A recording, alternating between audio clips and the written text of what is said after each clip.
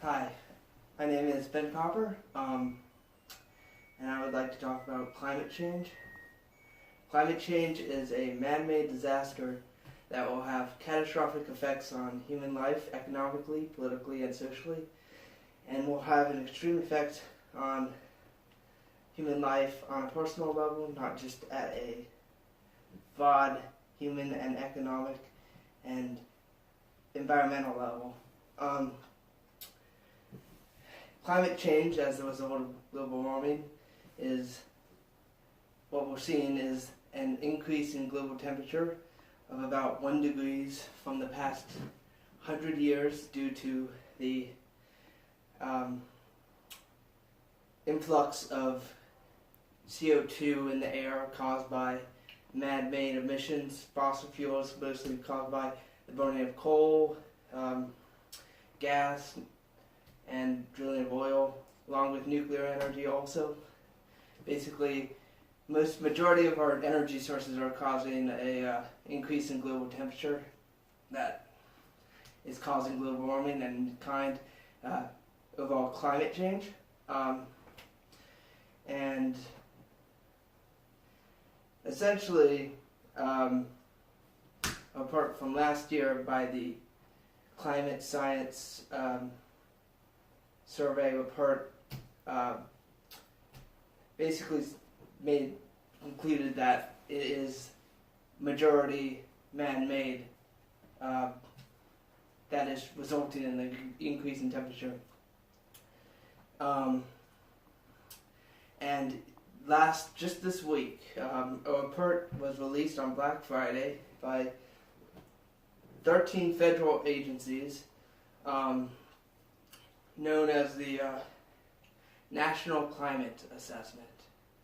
And basically what they said is that not only will it have huge ecological and environmental effects, it will have catastrophic economical effects that could cause a shrinking of the U.S. economy and basically a loss of hundreds of billions of dollars economically for the U.S.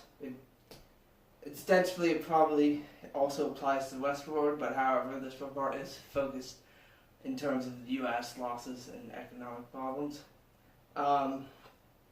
It also tied the increasingly drastic natural disasters. It tied that to global warming and climate change, as it did not necessarily cause a singular earthquake or tornado or hurricane or forest fire, but it made them worse. It essentially exacerbated the effect of an individual natural disaster and just increased the effect and variability and just the damage caused by an individual natural disasters. The report also talked about health effects, basically just talking about pollution and how that can have a serious effect on just health and just increases cancer risk, along with a bunch of other terminal diseases that can be caused by exposure to pollution and worsening air quality. And essentially, we don't, as a species, have as much time as we would like to solve this issue. According to the Intergovernmental Body on Climate Change by the UN, global temperature will rise by about 1.5 degrees Celsius and about 2.7 degrees Fahrenheit by 2040. So that leaves about 22 years and about 12 years to actually stop the change, around 2030 to stop that drastic environment heating of the planet. So that basically puts pressure on us as citizens to kind of find a way to reduce global warming.